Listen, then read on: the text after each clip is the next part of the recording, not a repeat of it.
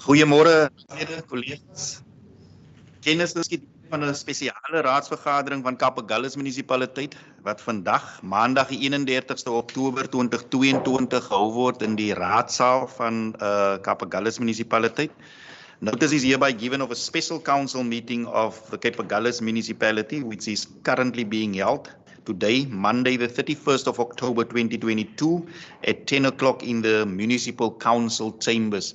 I'll immediately give over to the Speaker of the Council, Councillor Derek Berger, just to do the official welcoming to the special council meeting. Thanks.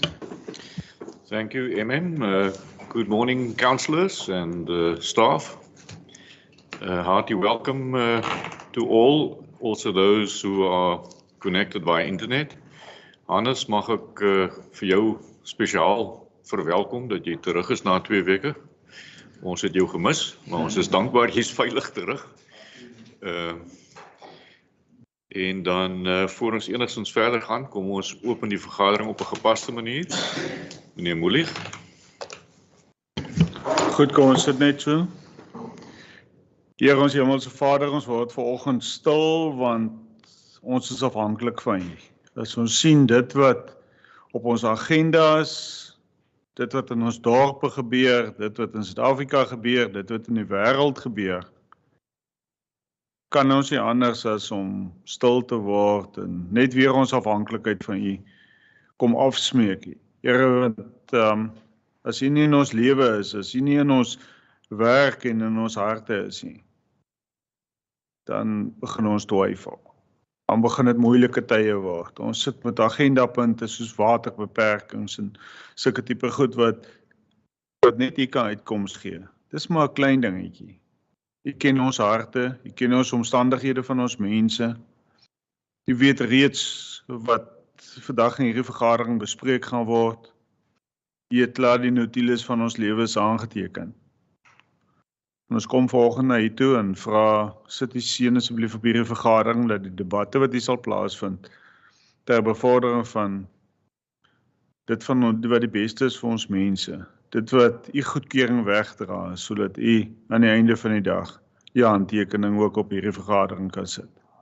Wees met ons gemeenskappe daar buite, Suid-Afrika, die hele wêreld, kom lê ons vanoggend aan die voete neer.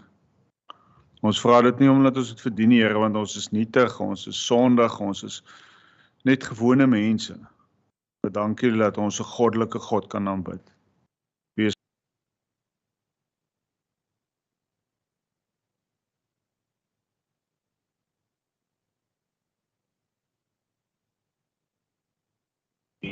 Gracie. Van die It's only personeel. Mr. Yeah, and also acting director Steve Cooper, but Dion Wasserman is standing in for him at this moment. Okay. Goed, punt nommer 3, verklarings of mededelings deur die voorsitter. Ek het geen, ek gaan nie tyd opneem nie. Items na die raad verwys vir oorweging. Ek gee oor aan die munisipale bestuurder. Ja, baie dankie, Speaker. Raadslede 4.1 te doen met die MFMA Quarterly Section 52 report, which is for the first quarter of the financial year ending the 30th of September 2022. I think this is also why we're having this special council meeting, because there are legislative deadlines that we have to submit the 52 report to council. And I'll immediately give over to the CFO, Mr. Hannes van Biljon, just to take us through this report, please. Thanks. Thank you for you, Mr. Speaker. Yeah, I think normally during the first quarter of the year, there isn't normally that much movement in terms of what is happening or reflecting. I think, as stated in the report, one of the biggest things is normally your annual property rates what we normally levy during July, and it's only payable by the end of October.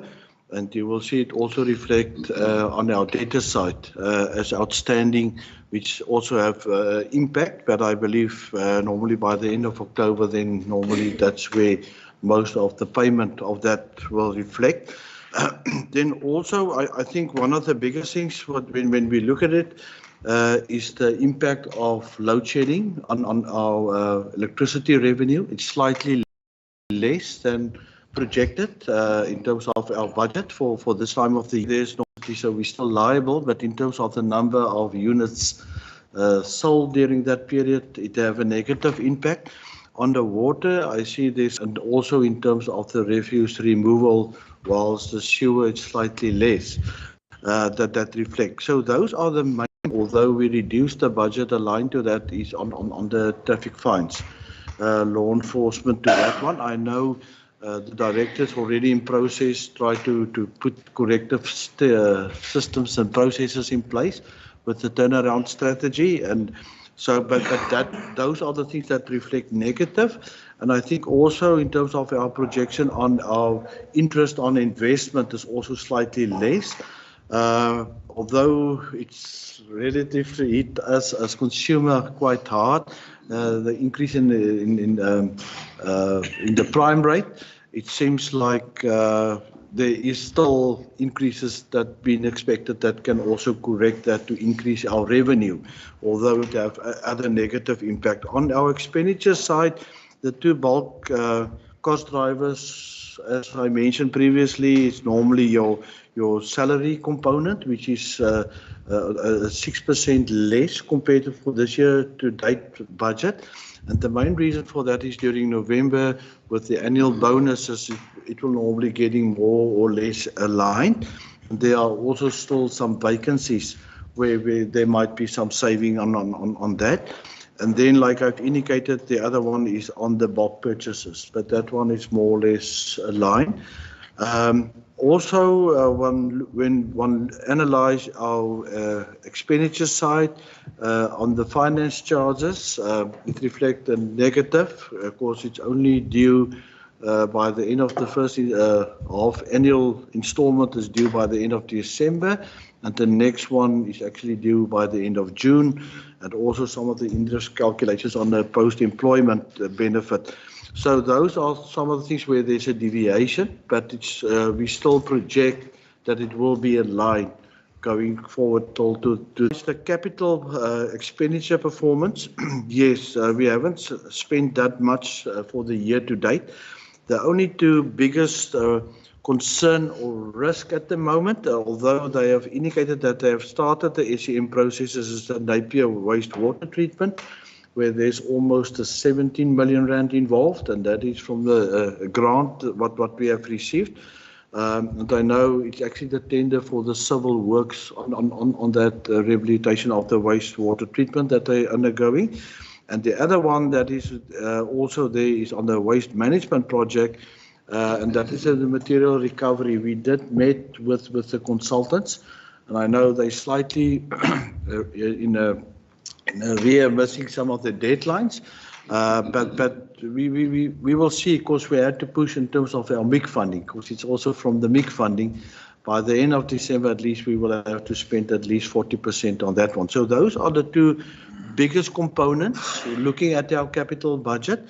But mainly when you analyze it in terms of the procurement plan, most of the other projects, it's either already been awarded, in process of implementing, although it's smaller amounts. But when you're looking at the roads, it's already been adjudicated. They're already in process. The other one is, like I said, on the waste management project, and then also the wastewater treatment at Napier.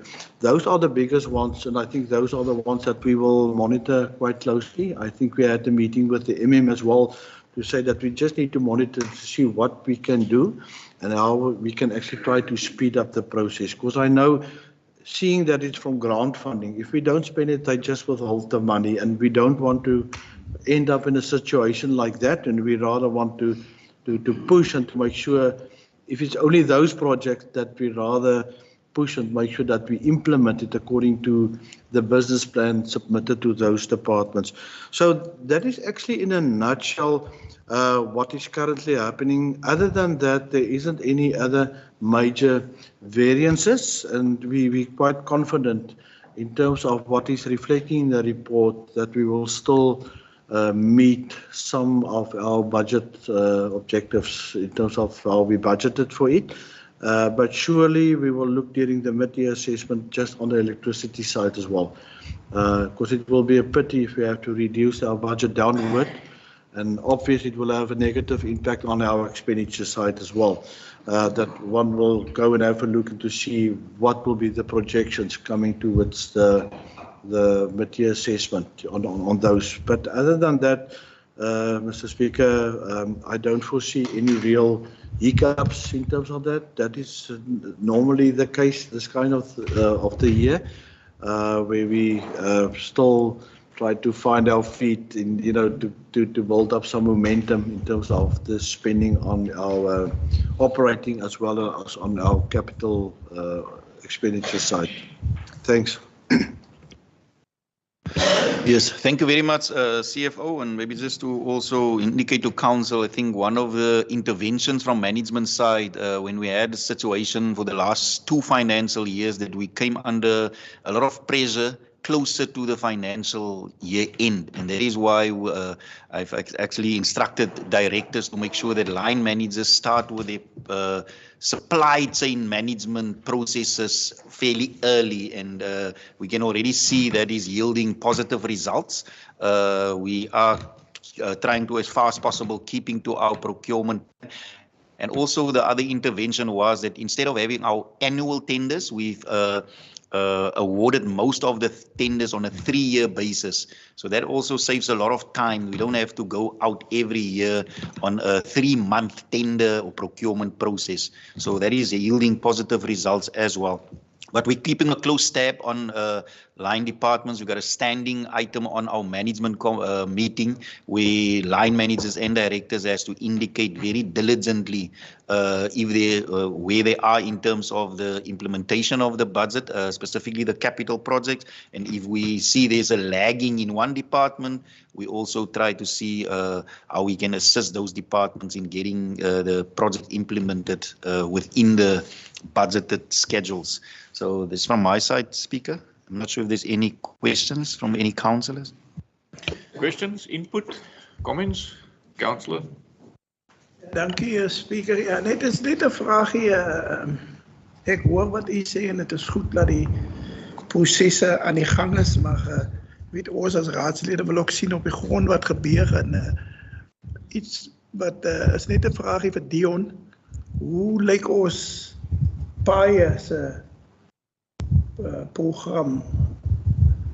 Ek praat nou nie, ek wil tog nie hoor van Suiderstrand hier. Speaker, okay, die Suiderstrandpad moet die 15de Desember voltooi wees, kontraktueel. Maar die projek waarna ek verwys is die 6,5 miljoen rand projek vir rehabilitasie van paaie, spesifiek in Bredasdorp, meeste van hulle. En daai tender het Vrydag gesluit. So hy word nou geëvalueer en dan sal hy aanstelling gedurende November gedoen word en die kontrakteur sal waarskynlik eers op terrein vestig in Januarie. Want dit is mos nou 'n kontrakteursvakansie, maar die tipe werk wat gedoen word, hulle doen want dit is premix overlays. Hulle doen omtrent R1 miljoen per week. So daai projek gaan hulle waarskynlik binne teen einde Februarie, middel Maart voltooi. En net nie verder gaan nie, as ons die binne winter weet. Dit is Ja, nee, dit is Dis die rede hoekom ek die vraag vra. Ek wil hê ons moet paaie weer bou April, Mei maand, June. Dit is eintlik die rede hoekom ek die vraag vra. Ek weet dis en dankie. dan is ons klaar. Ja. Dankie Leon. Dit is my bekommernis. Any other questions, comments, councillor? Thank you, Speaker. Can I use this platform just to tell the public also that the I and crossing the T? And thank you to him for his concise report that has put it all in layman terms for us and also taking the broader economy into account. Thank you, ma'am. No other comments? Can we then, Meyer? Ja nee, Speaker, baie dankie. Al my bekommernisse is Janus gedek in MM. En ek glo en vertrou dat saam met die munisipale bestuurder en die bestuurspan dat hulle die uitdagings wat ons mee staan. Ek meen dit is nie eie aan Kapagallas nie. Dit is die geval in baie munisipaliteite. Daar's 'n klomp eksterne faktore wat bydra, maar ek dink en ek glo dat ons onze budget, kapitaalbudget is baie hoër in vergelijking met die vorige jare en ons sit met dieselfde personeel en dis ook 'n uitdaging. Maar ek kan glo en betrou dat die bestuurspan sal saam die waardige drif trek. Thank you very much. Thanks, Meyer. Councillor. Thanks, Speaker. I think, when you analyze the report, Speaker, I think definitely we are on track, but it seems like we just need to do a little bit better with our planning. Because that's, one of the things that actually takes time, when we always say time is money. And just another question, I think it is on page 6, it's with regard to the Director for Infrastructure. It says that the material recovery project, this project with a total budget of 6.3 million was managed by Director Infrastructure. With the departure of the director, a risk exists as to who will take ownership of the project and implement accordingly. Just, also just for the public's sake, in terms of how far is that process in terms of appointing a new director, Speaker. Thank you very much, because I think this will also impact in terms of the planning going forward to make sure that we stay on track. Thank you, Councillor. Would you like to respond? Yes, thank you, Speaker. Councillors would also be aware that we currently have got an acting director who's obviously taking over all the responsibilities. So if this is one of the projects that were championed by the previous director, then the acting director immediately steps into that. Just in terms of the process of or the recruitment and selection process, that position has been advertised. I think it closed on the 21st of October. I think the latest report I got from the HR department is that we've received about 40 applications for that positions, which they are now busy with the shortlisting of that project. Of the long list. Obviously, people apply from all over.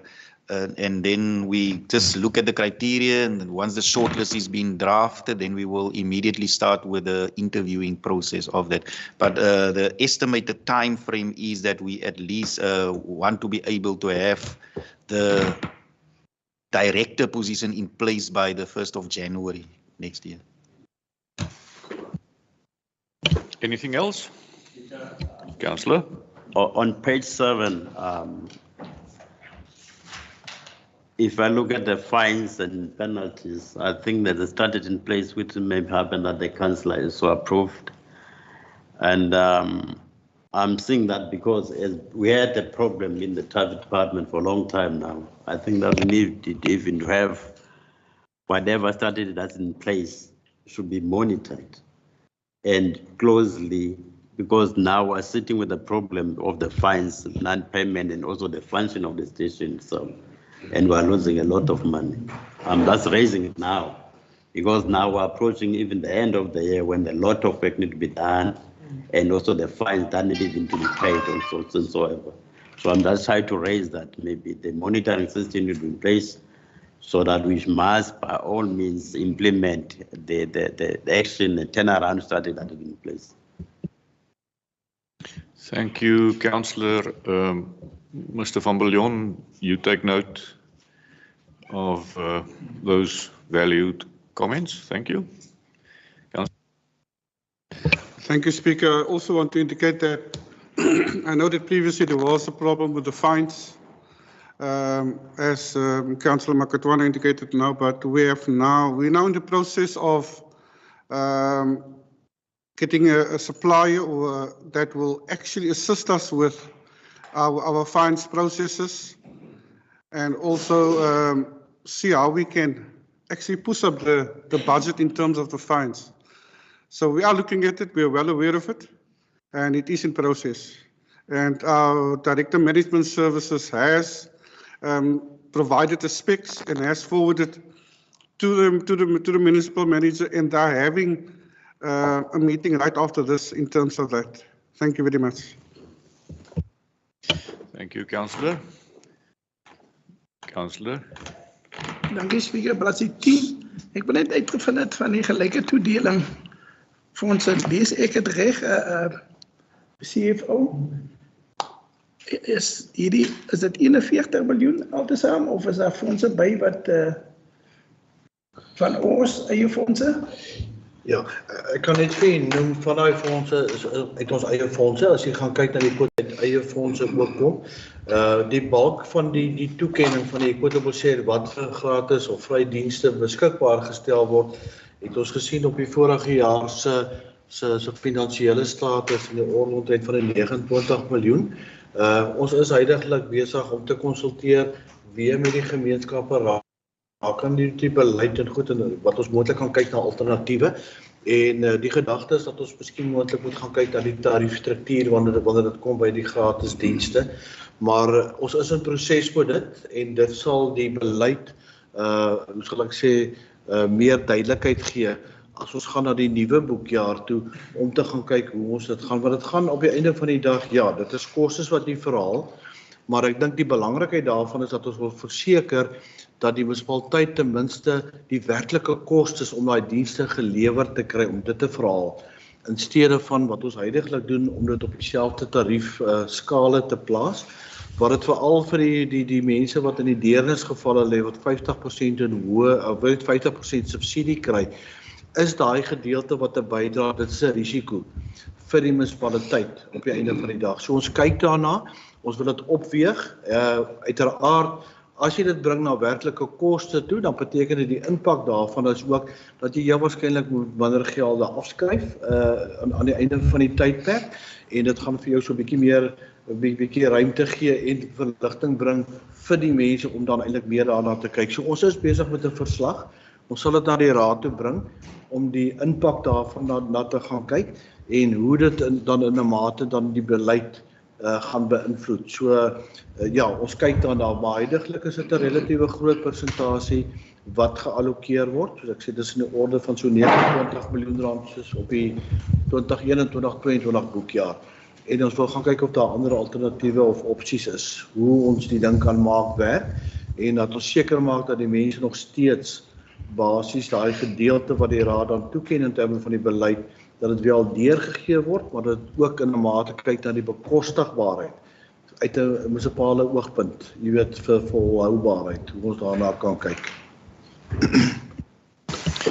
Dankie. Ek sien iets wat my plaas net wat jy in die gemeenskap uitkry is veral by die free basic electricity. Piet baie mense klaar dat party manne kry hulle dit nie. Nou, ons as 'n raadslede weet nie of die mense gecharged word daarvoor en of hulle nie gecharged word daarvoor nie. En dit is dit. Ek meen, ons kry die fondse en dit word in die beleid te goed, maar daar's mense wat sê as hulle gaan by hulle eerste aankoop, hulle kry dit nie, veral met die oorskakeling van die nuwe boekjare dit eintlik na vore gekom, weet jy van die stelsel wat af is. En so dit bly vir my, kry die mense die goed wat ons hier deurgee, en dit bly 'n bekommernis vir my. Die syfers is goed as hier, en die raad kry dit in, maar kry die verbruiker dit. So, Meneer Van Viljoen, wil jy daar 'n repliek lewer? Ja, meneer die Spreker, as ek mag noem, selfs die gebiede wat deur Eskom voorsien word van elektrisiteit, ons gee gewoonlik die lys deur van die mense wat as deernisgevalle geregistreer is, om die 50 kWh deur te gee, en ek dink wat raadslid Jantjies gesê het daar op 'n of ander manier gedurende Julie, met die eerste maand se inligting, het daar gedeeltes waar mense gesê het, maar hy het nie die 50 kWh gekry nie. Ons het dit geondersoek en in daai gevalle waar ons van bewus is en wat ons daar gaan kyk het ons wel daai 50 kWh wel deurgegee aan die betrokke mense. En dit word basies, soos wat die ou dan aankoop in die nuwe maand, word dit eerste die 50 kWh toegegee of beskikbaar gestel. En Eskom lewer gewoonlik dan aan ons 'n rekening vir daai gratis 50 kWh wat ons dan aan hulle moet betaal. So ver is moontlik. Ek weet daar definitief in Julie maand met daai eerste in die nuwe boekjaar wat ons vir die lys deurgegee het, wat ons wel gegee het daar hier en daar van die ouens, veral in die elektrisiteits Eskom areas wat die krag voorsien. Het daar een of twee van hulle wat dit nie gekry het nie, maar dit is wel reggestel. Dankie meneer Van Biljon. Enige ander vrae? Sal ons dan na die bestuursaanbeveling kyk? Het ons 'n voorstel dat hy so aanvaar word soos hy geskryf is daar? Ek het 3 hande. Onderburgemeester, Councillor Donald en Raadsheer Nieuwoud.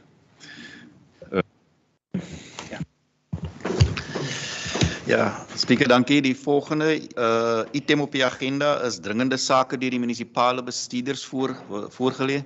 Daar's basies 2 aangeleenthede wat ek graag onder die raad se aandag wil bring, en die een is 'n item wat versprei is rondom die voorstel dat ons waterbeperkings instel. Ek dink almal van ons is deeglik bewus dat ons hierdie jaar 'n relatiewe lae reënvalsyfer ervaar het. Ons gaan nou in die meer droë somerseisoen wat ons natuurlik ook verwag dat ons nie baie reën gaan kry nie, maar dit plaas bietjie druk op ons waterbronne op hierdie stadium, en dit is hoekom ons hierdie verslag na die raad toe bring om waterbeperkings weer te hersien eintlik. Ek dink Dion sal ook vir julle sê dat die waterbeperkings wat ek dink so 2 jaar terug is nooit opgehef nie, maar dit is op spesifieke, soos ons noem, levels ingestel, en daar is bepaalde maatreëls wat in plek gesit moet word vir elke vlak van waterbeperkings wat ingestel word. Maar ek gaan vir Dion vra om vir ons net hierdie verslag te vat, en dan ook die huidige status van die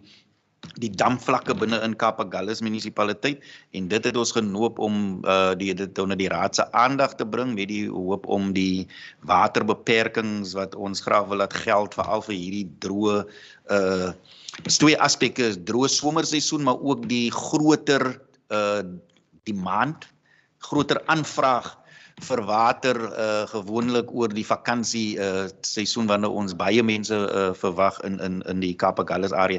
Dis die een aspek, en dan die ander aspek wat ek ook natuurlik onder die raad se aandag wil bring, julle sal onthou by die vorige vergadering het ons die raad toegelig rondom die poskantoor situasie in Bredasdorp.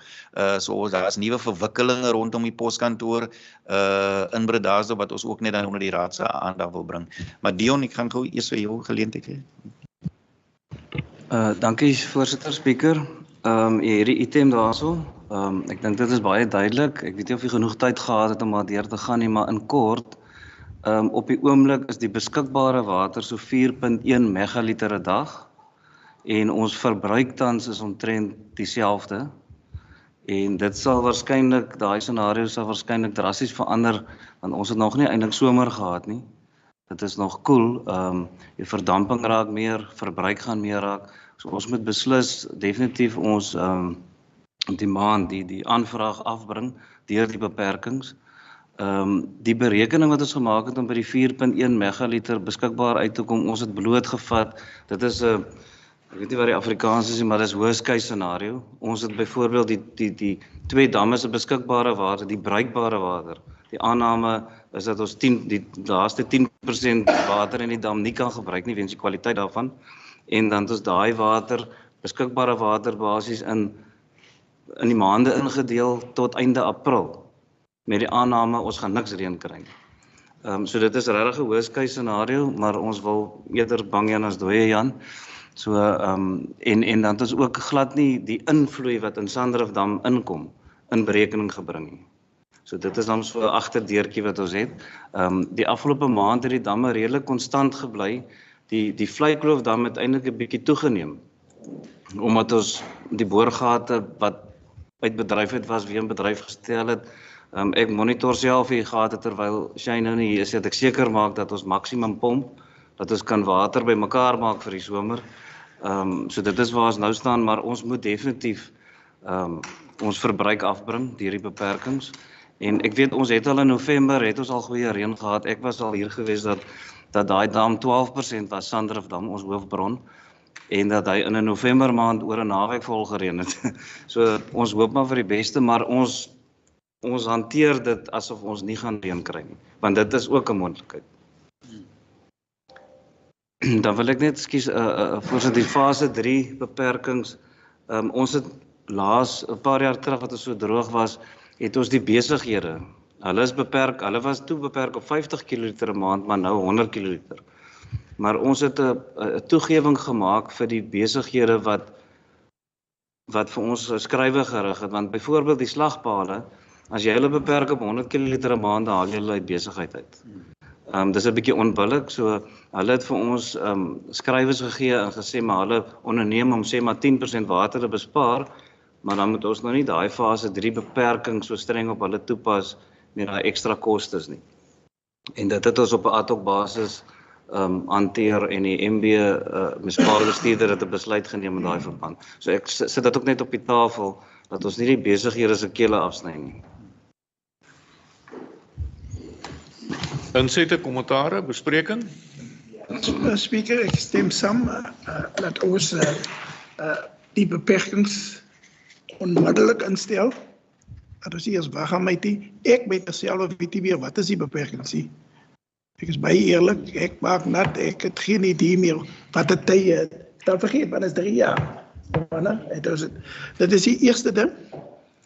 En ek hoop ook net dat ons moet ook die belastingbetaler, gewone belastingbetaler se kele daarby te gaan afsny nie.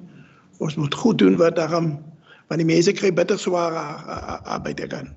Maar ek meen, ons moet ook die krane probeer toedraai, laat ons kan bespaar. So, ek stem saam. En ons moet dit ook net, soos ek sê, ons moet dit by die mense uitkry op 'n manier dat hulle die boodskap kry. Ons kan nie net nul met social media nie. En as ek wil ook 'n voorstel maak dat ons op strategiese punte miskien nie 'n billboard, 'n groot bord nie, maar 'n paar borde opsit en vir mense vra om net waterspaarsaam te gebruik. Weet dit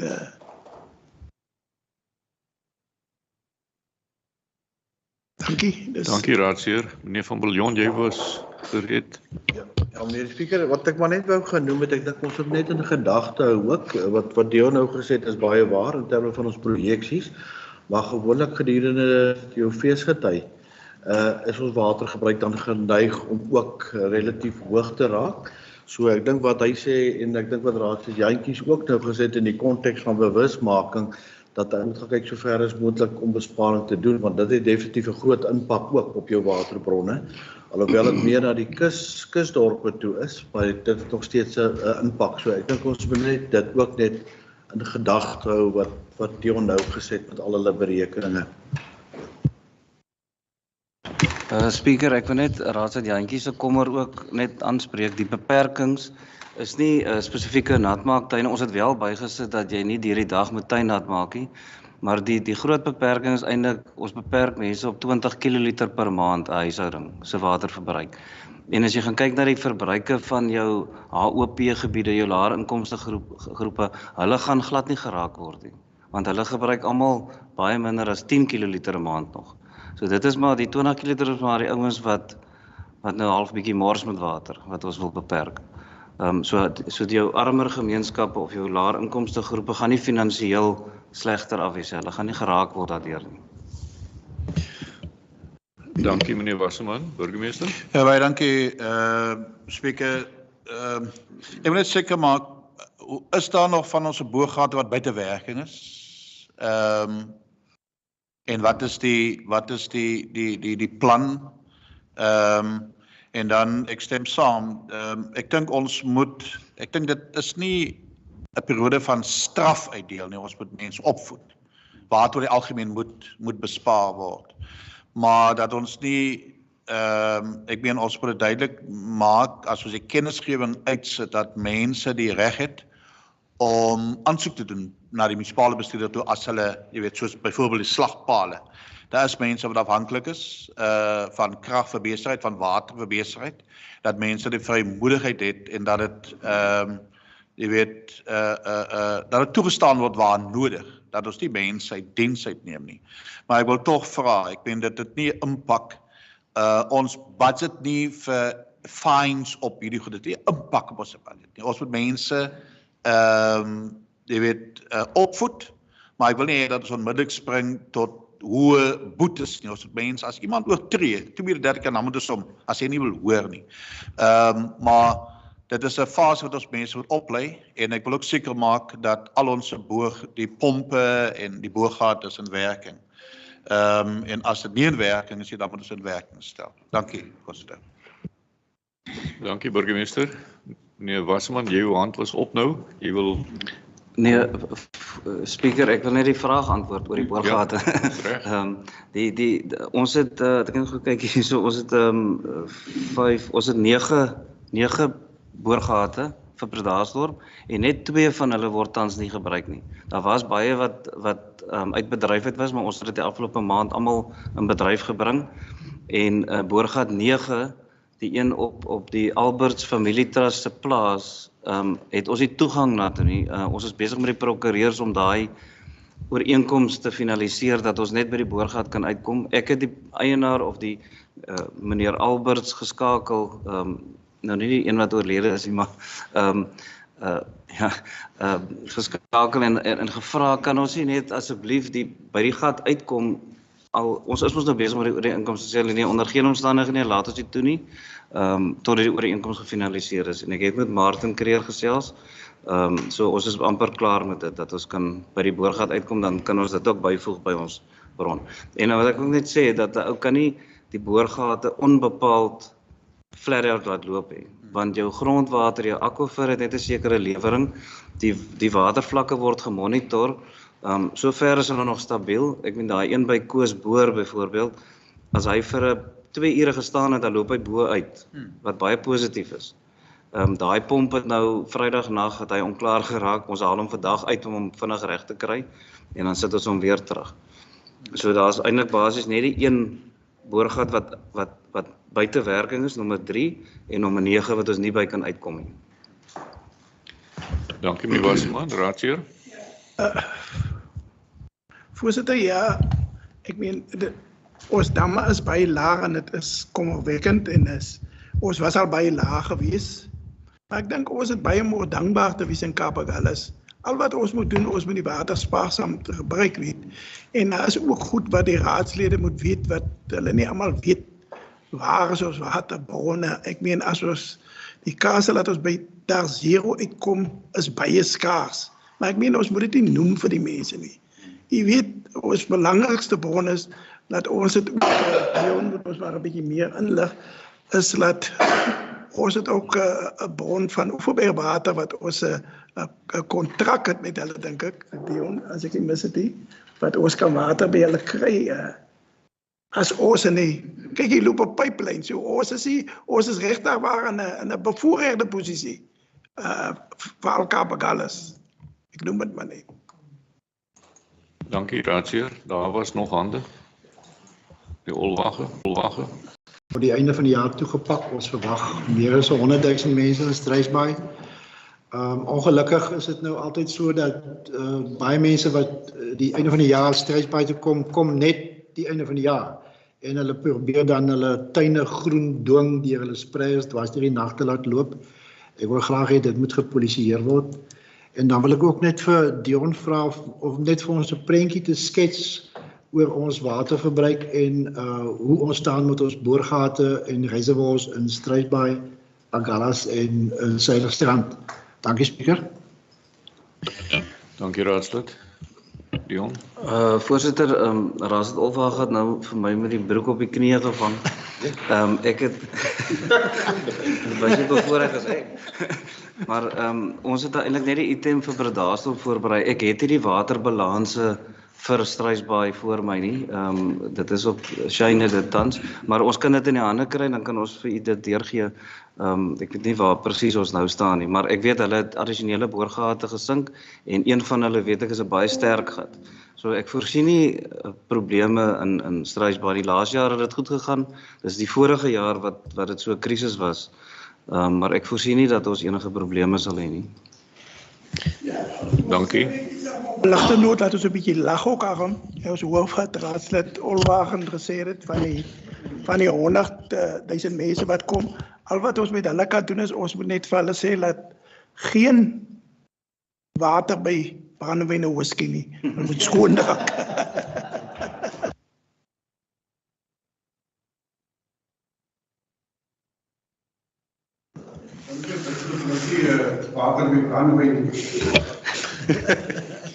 Raadslede, dan lyk dit my ons het konsensus dat ons hierdie aanbeveling gaan aanvaar. Ewe?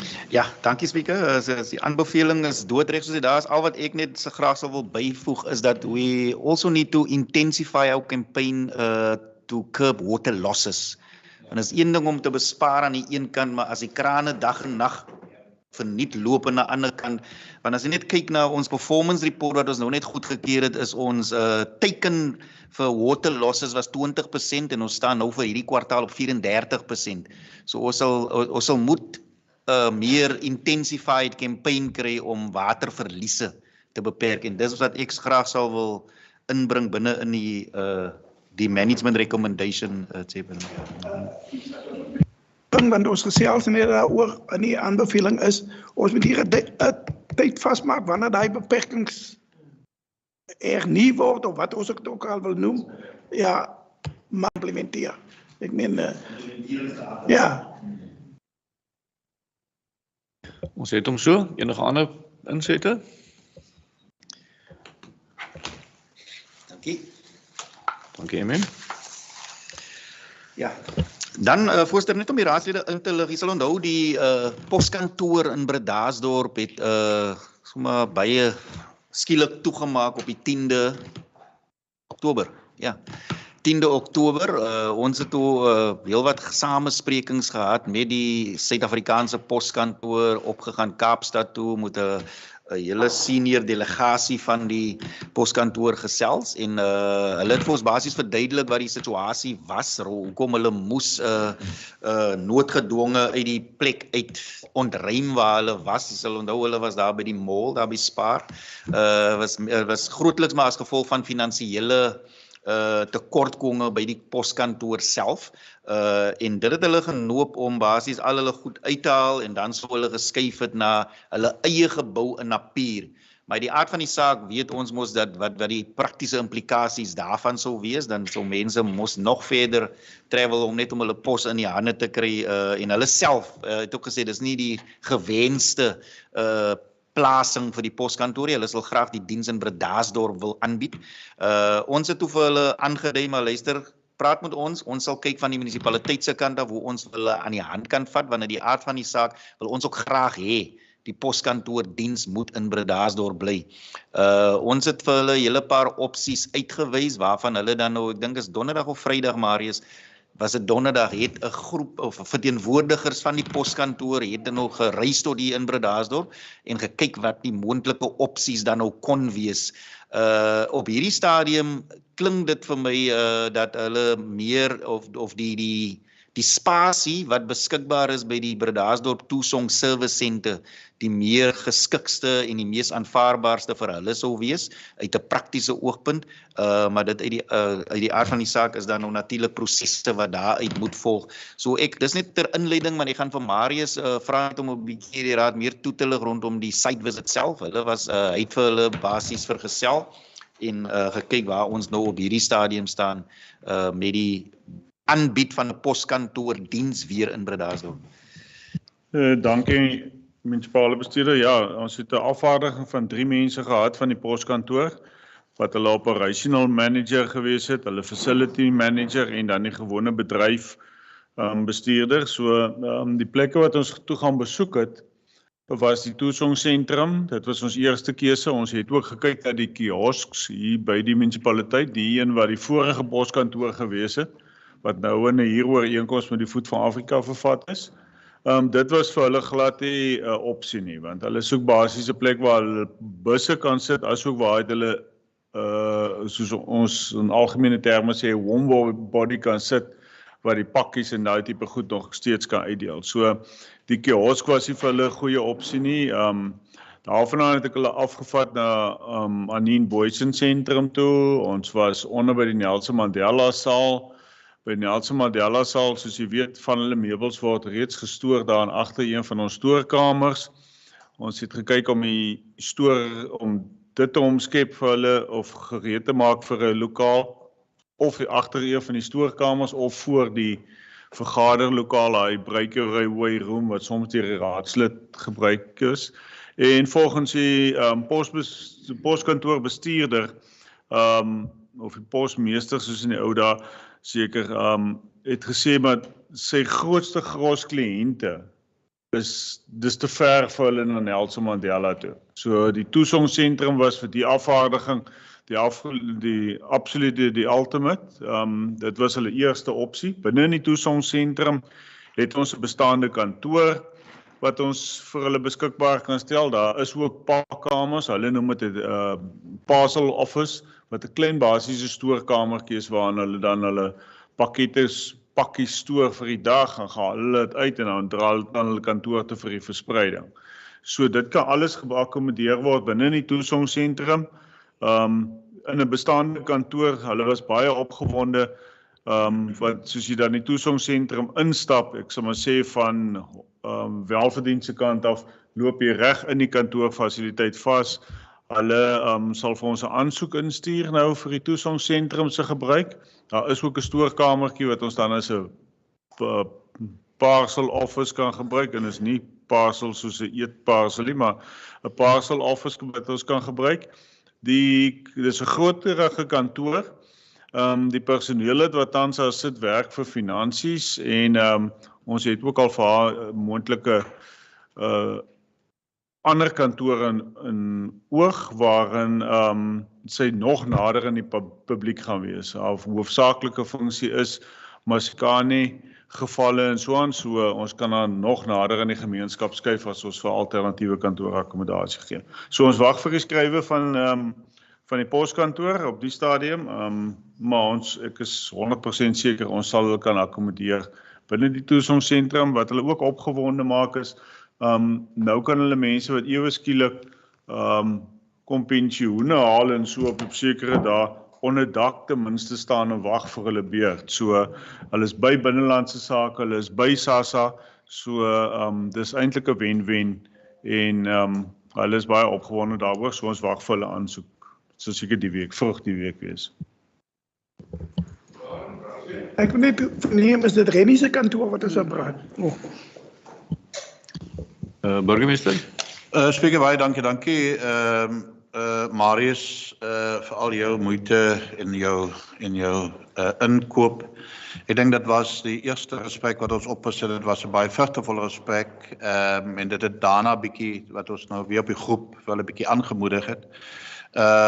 Ek kry elke week of elke dag oproepe van mense wat dringende pakkies nodig het, maar daar is 'n vroutjie wat ek sy nommer gee waar hulle kan kontak om hulle pakkies te kry. Maar pos graag op. Ek sal baie graag wil sien dat die diens ook beter uitgerol kan word nadat ons as die raad vandag in beginsel besluit kan neem dat ons die Tusong Center kan beskikbaar maak. Want hulle sê dat binne die volgende 2-3 weke dan behoort dit nou weer up and running te wees. Dat ons nie langer wag vir hierdie noodsaaklike diens van ons gemeenskap nie, en dit is ook belangrik dat ons die posbusse daarvandaan in Anniston, in Struisbaai, in 'n pier, dat dit finaliseer word. Ons het ook aangebied dat ons van ons plaaslike boere sal vra vir die posbusse wat vervoer moet word af Kaap, sal ons dit dan reël. Dat ons inkoop het dan, en hulle is dankbaar daarvoor. Maar ek wil net hê die proses moet nou nie halt nie, dat ons dit so gou as moontlik weer aan die go kan kry. Want ons self as munisipaliteit is afhanklik van die posdiens. So baie dankie. Ek wil net baie graag vir spreker dat die raad in beginsel dit die moontlikheid ondersteun van die Tusong Center. Dankie burgemeester, ek het hom so. Ons het so 'n voorstel, dit is 'n sekondant. Voorzitter, ja, ek ondersteun dit. Ons moet net seker maak, ons kan nie ook op 'n losvoet te kere gaan nie.